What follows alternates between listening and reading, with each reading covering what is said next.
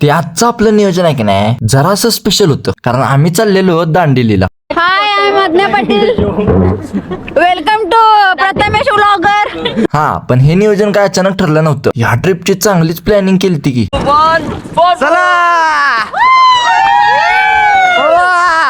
आता दांडेली मध्ये की नाही आम्ही रिसॉर्ट बुक केला होता. आता हे रिसॉर्ट आणि गाडी दोन्ही मिळून आम्हाला 2100 काहीतरी खर्च आलता. सकाळी 7 वाजता निघून 11:30 पर्यंत या रिसॉर्ट वर आलतो. आता आमच्या या पॅकेज मध्ये की नाही वॉटर ऍक्टिव्हिटीज पण होत्या. ते आता तुम्हाला पुढे बघायला भेटेलच. थोडा एक 25 किलोमीटरचा प्रवास करून हॉर्नबिल वॉटर ऍक्टिव्हिटीज जवळ आलेलो, कारण जे काय आपले वॉटर ऍक्टिव्हिटीज होते की नाही ते इथंच होते. आता आम्ही घेतलेल्या त्या पॅकेज मध्ये की नाही 3 ऍक्टिव्हिटीज दिल्या होत्या. पहिली म्हणजे एक हायकिंग होतं, जे की असं बोटीत बसून निवांत पाण्यावर फिरायचं होतं. दुसरं होतं ते म्हणजे जॉर्बिंग, त्यामध्ये हे असं फुग्यात पाळायचं होतं. हा, आता होती आपली मेन ऍक्टिव्हिटी, ती म्हणजे रिव्हर राफ्टिंग. त्यात काय काय झालं ते आता बघून घ्या.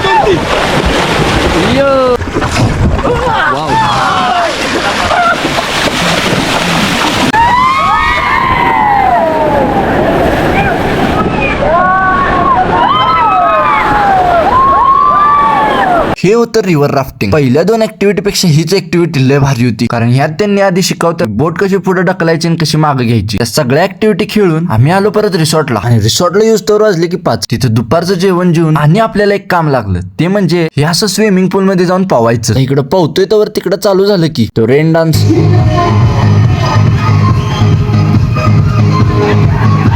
तवर आमच्या लक्षात आलं उदय एकटंच रूमवर झोपलं. त्याला तसंच कपड्यांवर झोपेत उचललं आणि परत स्विमिंग पूल मध्ये आणून टाकलं. तिथं आणि तासभर पावलो. आता संध्याकाळी आम्हाला जेवणाला होतं नॉनव्हेज, आणि व्हेज वाल्यांसाठी व्हेजची पण जुळणा होती. हा होता आपला दांडेलीतला पहिला दिवस.